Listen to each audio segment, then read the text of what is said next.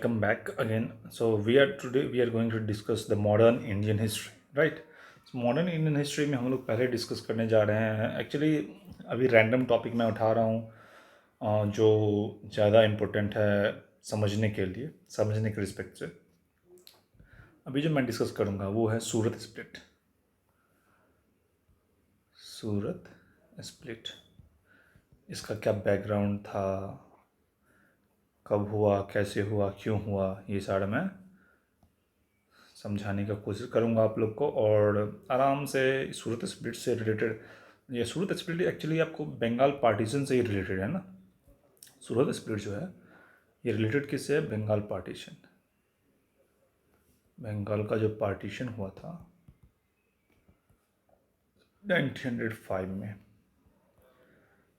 उसी से रिलेटेड है. बंगाल पार्टीशन से रिलेटेड जुलाई में पार्टीशन हुआ था. आपको लगभग पार्टीशन डिसाइड किया गया था जुलाई में. अक्टूबर में ये पार्टीशन को लागू कर दिया गया था. 1905 के अक्टूबर में ही ये पार्टीशन को लागू कर दिया गया था. ठीक है. तो सूरत स्प्लिट का बैकग्राउंड ही है बंगाल पार्टीशन. बंगाल पार्टीशन के बाद जो एक रिजोल्यूशन लिया गया 1905 में कांग्रेस का बनारस सेशन हुआ.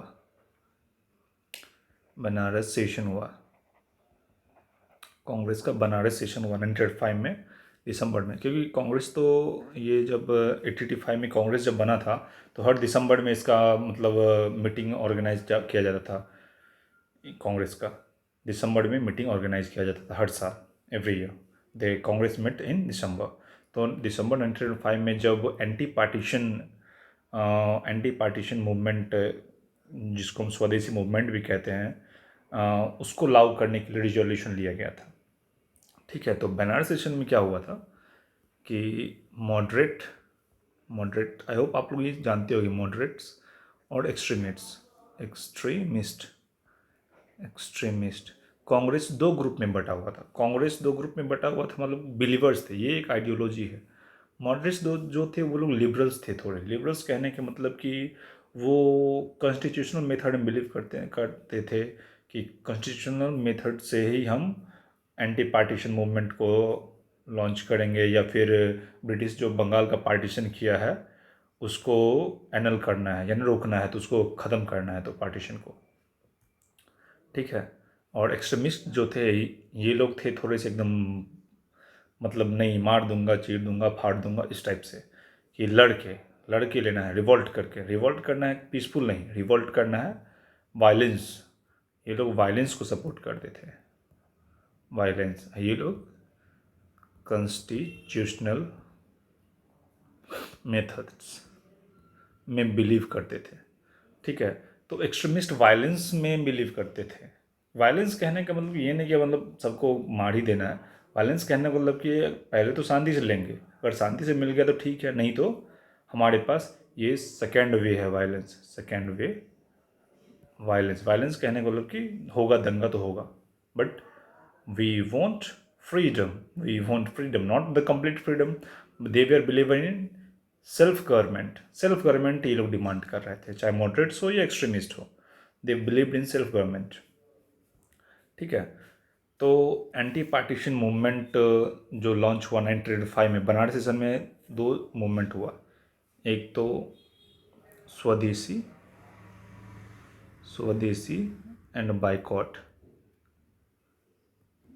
मूवमेंट लॉन्च किया गया. स्वदेशी एंड बाइकॉट मूवमेंट को लॉन्च किया गया Banaras session of Congress. That was held in 1905. अच्छा, बनारस सेशन के जो प्रेसिडेंट थे वो थे गोपाल कृष्ण गोखले जी के. गोपाल कृष्ण गोखले उस वक्त प्रेसिडेंट बने थे 1905 में बनारस सेशन के. ठीक है. तो स्वदेशी मूवमेंट और बाइकॉट मूवमेंट में रिजोल्यूशन लिया गया इसमें कि बाइकॉट जो एक्सट्रीमिस्ट थे ये चाहते थे कि ये स्वदेशी एंड बाइकॉट मूवमेंट है, ये आपको बंगाल के बाहर हमको इसको ले जाना है और इसको नेशनल लेवल पे इस मूवमेंट को हमको लॉन्च करना है. बट मॉडरेट्स जो थे ये बंगाल में ही चाहते थे कि ओनली बंगाल में ही मूवमेंट रहे. बट एक्सट्रीमिस्ट का मानना था कि आउटसाइड बंगाल एज वेल, मतलब बंगाल के बाहर भी ये ले जाना चाहते थे मूवमेंट को। स्वदेशी बाइकआउट मूवमेंट, बाइकआउट में किस टाइप का बाइकआउट था?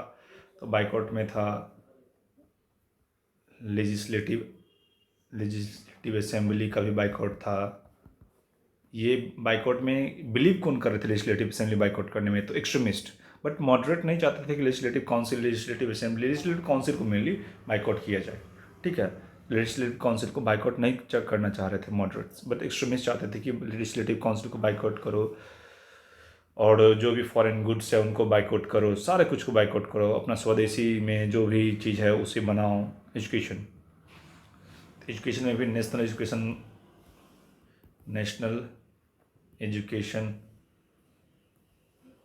मेरे नेशनल एजुकेशन में बिलीव करते थे कौन? एक्सट्रीमिस्ट। एक्सट्रीमिस्ट चाहते थे कि जो हमारा जो पढ़ाई का सिस्टम हो वो हम इंडियंस खुद डिसाइड करें। वो ब्रिटिश जो स्कूल, गवर्नमेंट्स, कॉलेज सब बना रहे हैं उसमें ना पढ़कर हम अपने स्कूल्स, कॉलेजेस बनाएं और उसमें पढ़ें।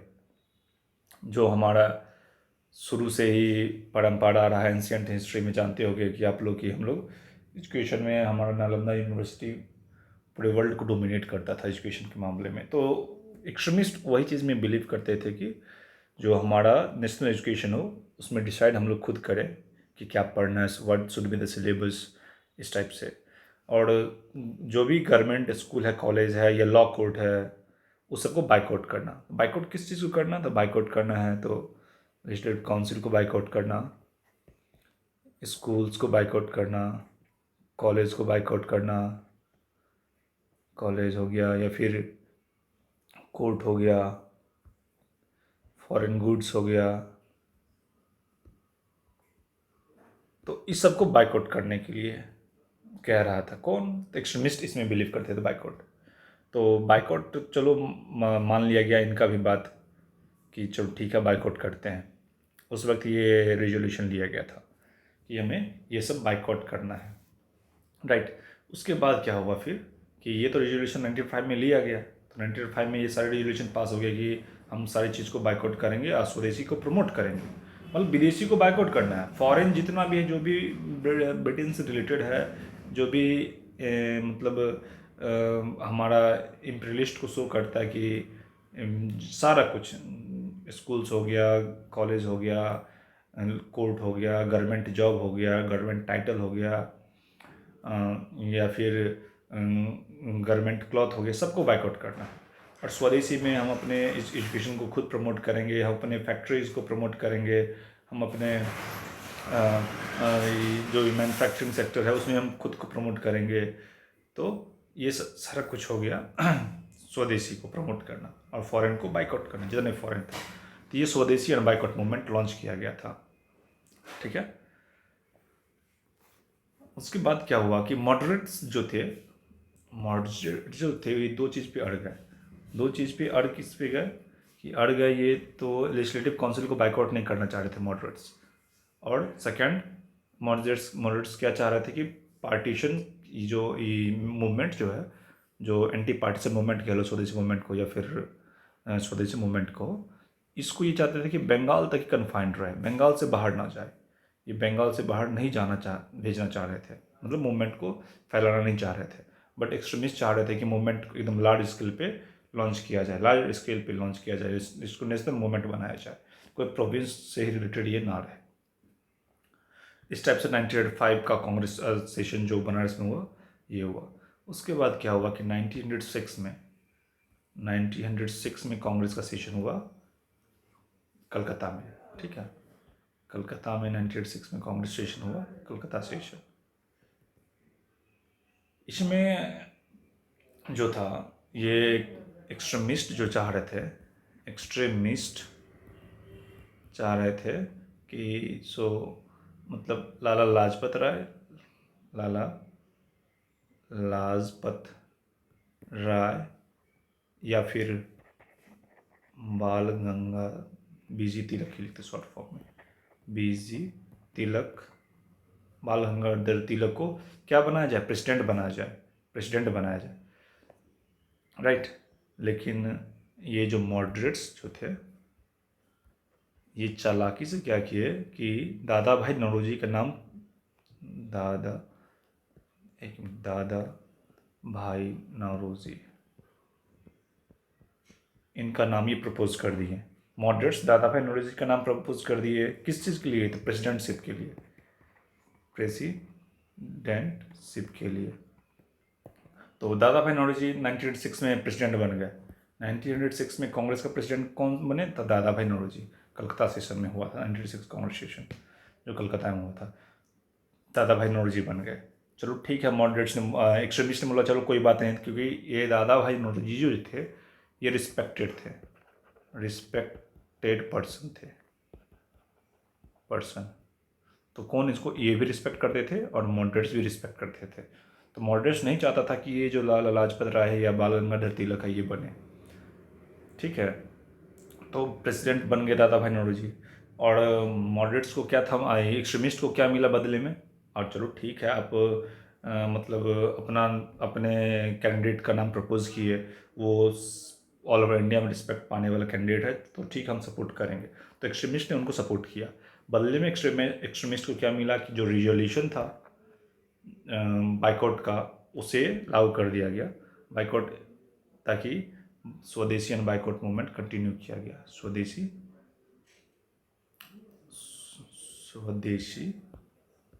And boycott boycott boycott movement को क्या किया गया? कंटिन्यू किया गया। ठीक है,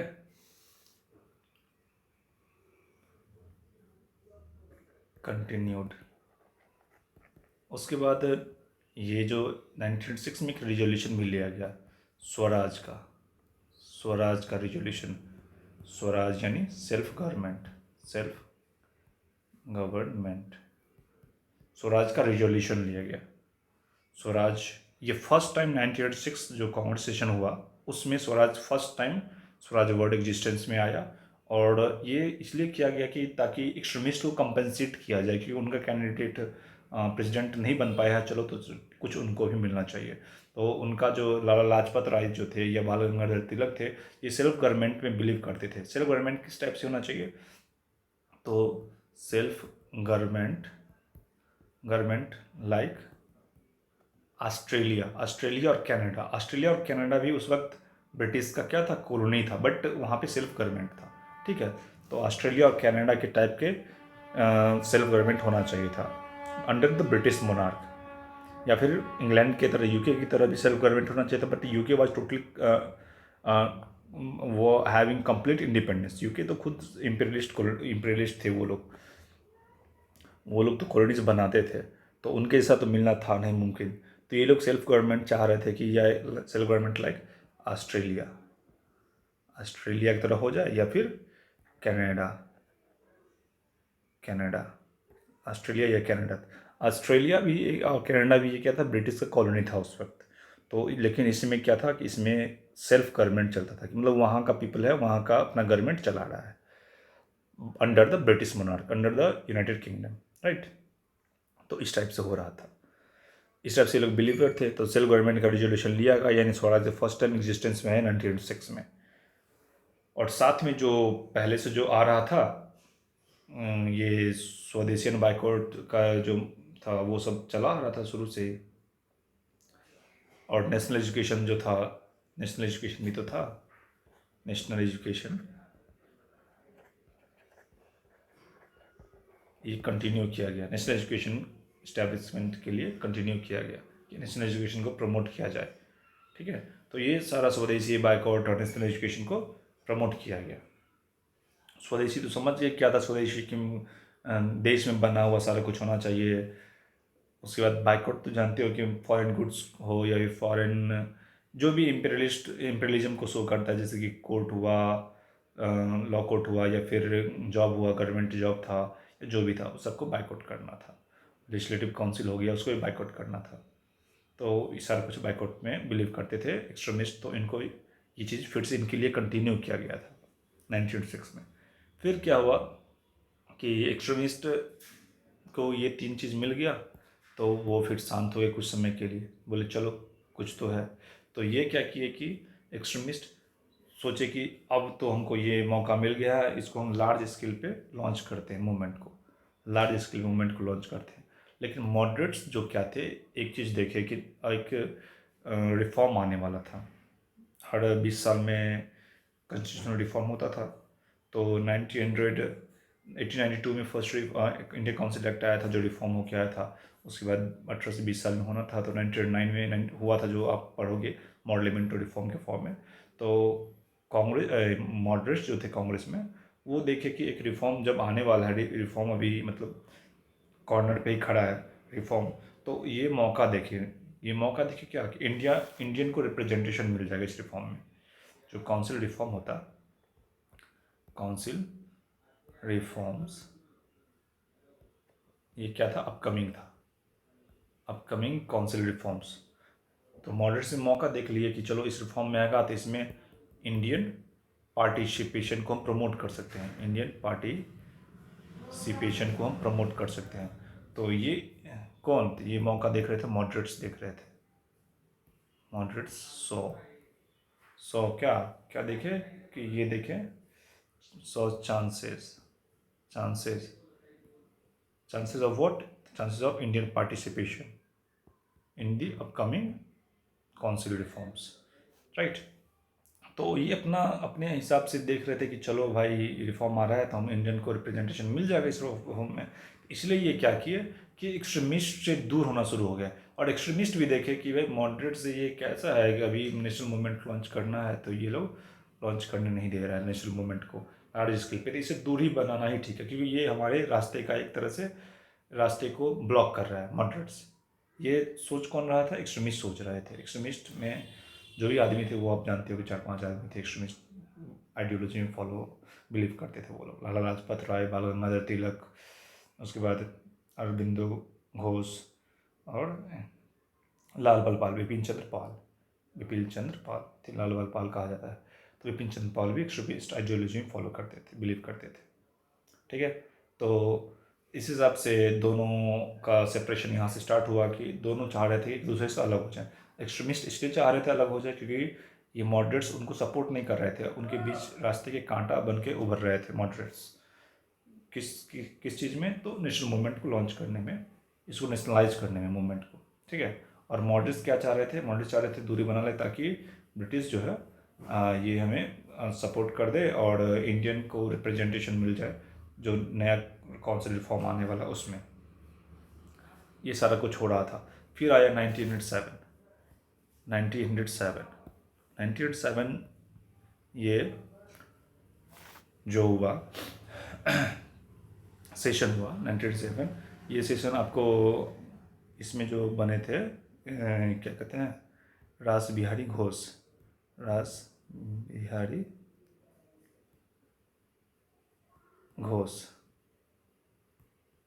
प्रेसिडेंट थी डेंट। ये मॉडरेट्स की तरफ से थे। मॉडरेट्स, एक्सट्रीमिस्ट क्या चाह रहे थे कि हमारा आदमी बने, एक्सट्रीमिस्ट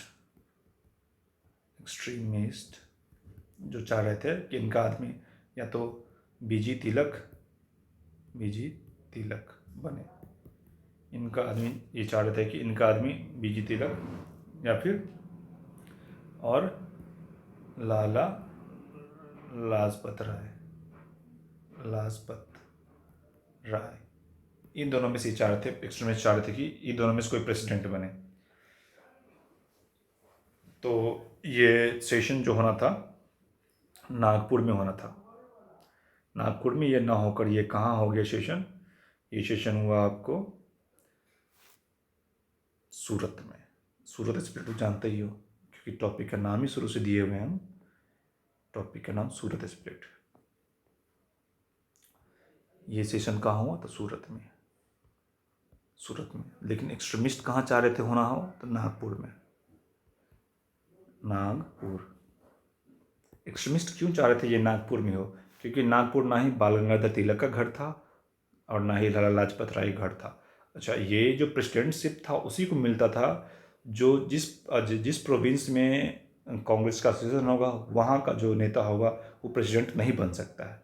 तो इसलिए से ये एक्सट्रीमिस्ट चाह रहे थे कि सेशन नागपुर में हो, क्योंकि ना ही तिलक बिलोंग करते हैं वहाँ से, ना ही लाला लाजपत वहाँ से लाजपत राय बिलोंग करते हैं वहाँ से। तो ये दोनों प्रेसिडेंट बनने के काबिल थे उस वक्त, अगर ये सेशन नागपुर में होता तो एक्सट्रीमी मॉडरेट ने क्या किया कि सूरत में करवा लिया। सूरत में जो था किला, बाल गंगाधर तिलक का घर था वहाँ पे, बॉम्बे प्रेसिडेंसी में आता है सूरत, उस वक्त बॉम्बे प्रेसिडेंसी में था। अभी तो सूरत मान लो गुजरात अलग स्टेट है, लेकिन बॉम्बे प्रेसिडेंसी में सूरत आता था। तो यहाँ पे बाल गंगाधर तिलक का घर था, तो बाल गंगाधर तिलक और बन ही नहीं सकते थे प्रेसिडेंट। क्यों क्यों नहीं बन सकते थे? इसी वजह से कि वहाँ उनका जो भी सेशन का, जहाँ भी सेशन होगा वहाँ पे वहाँ का नेता कांग्रेस का प्रेसिडेंट नहीं बन सकता है। तो ये एक मेन रीज़न था। तो स्प्लिट होना शुरू हो गया। सबसे बड़ा रीज़न यही था कि ये बार बार मॉडरेट्स क्या कर रहे थे, अपना फ़ायदा देखने का मतलब कि ये तो सब तो कंट्री के फ़ायदे के लिए काम कर रहे थे, बट दोनों अलग अलग आइडियोलॉजी में बिलीव कर रहे थे। आइडियोलॉजी दोनों का सेम था ही नहीं। तो यहाँ पे 1987 में सूरत में स्प्लिट हो गया। कांग्रेस दोनों एक दूसरे को छोड़ना चाह रहा था, क्योंकि यहाँ मॉडरेट देख रहा था कि इसका जो सोशल रिफॉर्म कह रहे काउंसिल रिफॉर्म आने वाला है, उसमें इसको फ़ायदा है, उसको रिप्रेजेंटेशन मिलेगा। और एक्सट्रीमिस्ट जो देख रहा था वो देख रहा था कि नेशनल मूवमेंट मुझे लॉन्च करना है। तो देख रहा था कि मूवमेंट लॉन्च करेंगे बट हमारा प्रेसिडेंट ही नहीं बन रहा था कि हम अपने हिसाब से रिजोल्यूशन पास करवा सकें। तो स्प्लिट हो गया, यहाँ पे स्प्लिट हो गया 1987 में स्प्लिट हुआ, दोनों अलग हो गए। और ये तो जान ही रहे हो कि यहाँ पर ब्रिटिश को फ़ायदा है। ब्रिटिश को ये फ़ायदा है कि वो चाह ही रहा था कि एक्सट्रीमिस्ट एकदम अलग हो जाए और मॉडरेट्स उसको एकदम धक्का मार के बाहर निकाल दे। धक्का मार के बाहर निकाले का मतलब कि मॉडरेट उससे अपना जुड़ाव रखे ही ना, उससे कनेक्शन कोई रहे ही ना मॉडरेट से। तो क्या होगा, कांग्रेस कमज़ोर हो जाएगा। इससे कांग्रेस कमज़ोर होगा तो फ़ायदा किसको मिला? ब्रिटिश को फ़ायदा मिलेगा, जो भी इम्पीरियलिस्ट पावर है उसको फ़ायदा मिलेगा, यानी ब्रिटिश। ब्रिटिश को फ़ायदा था, इसीलिए वजह से वो चाह रहा था कि कांग्रेस में स्प्लिट हो। और ये स्प्लिट ब्रिटिश ही करवाया जानबूझकर। ब्रिटिश लोग दिया मॉडरेट्स को कि हाँ, मतलब दिखाया, लोग दिया नहीं, दिखाया एक तरीके से कि हाँ ये चीज़ से रिफॉर्म आने वाला है, हम आपको रिफॉर्म में कुछ आपके फ़ायदे के लिए काम करेंगे, कुछ इंडिया को फ़ायदे, इंडियन पीपल को, कांग्रेस को फ़ायदे के लिए काम करेंगे, जिससे कि पीपल को फ़ायदा हो डायरेक्टली। तो ये फ़ायदा देकर बेचारा, चलो मॉडरेट्स लोग जाके चलो ब्रिटिश को सपोर्ट करते हैं, और इस तरीके से कांग्रेस में स्प्लिट हो गया सूरत सेशन में। तो ये था कहानी टोटली। आई होप आपको समझ में आ गया होगा। और सूरत स्प्लिट के बाद अब जब हम पढ़ेंगे आगे तो पढ़ेंगे कि उसके बाद गवर्नमेंट का क्या रिप्रेशन मेजर्स था जो ब्रिटिश लिया, किसको सप्रेस करने के लिए, सप्रेस करने के लिए, एक्सट्रीमिस्ट को सप्रेस करने के लिए जो रिप्रेसिव मेजर्स था ब्रिटिश का, वो सारा कुछ पढ़ेंगे। उसके बाद मॉन्टेमिलो रिफॉर्म, जिसको कैरेट एंड स्टिक भी कहा जाता है, मॉन्टेमिलो रिफॉर्म लॉन्च किया गया 1909 में। ये सारा कुछ अब पढ़ेंगे इसके बाद। Thank you very much. ये लेक्चर बार बार देखो, अगर कुछ छूट गया हो, कोई चीज़ छूट गया हो तो आप मुझे कमेंट सेक्शन में बताओ कि क्या छूट गया, तो मैं कोशिश करूँगा कि जो भी टॉपिक में जो भी पॉइंट छूटा हो वो पॉइंट डिस्कस करूँ आपके साथ दोबारा से, और जो अपकमिंग सेशन है उससे मैं बताऊँगा आपको कि जो भी छूट गया हो वो मैं डिस्कस कर दूँगा। Thank you. और ये फ्री ऑफ कॉस्ट है, और कंटेंट क्वालिटी देखो, क्वालिटी से मैं कोई कंप्रोमाइज़ नहीं करूँगा। आप कहोगे नोट्स, तो मैं नोट्स भी प्रोवाइड कर दूँगा। सो बस एकदम फोकस होकर यार पढ़ो आप लोग, बस यही मेरा आप लोग से रिक्वेस्ट है, अगर आप एग्ज़ाम क्वालिफाई करना चाहते हो तो। Thank you.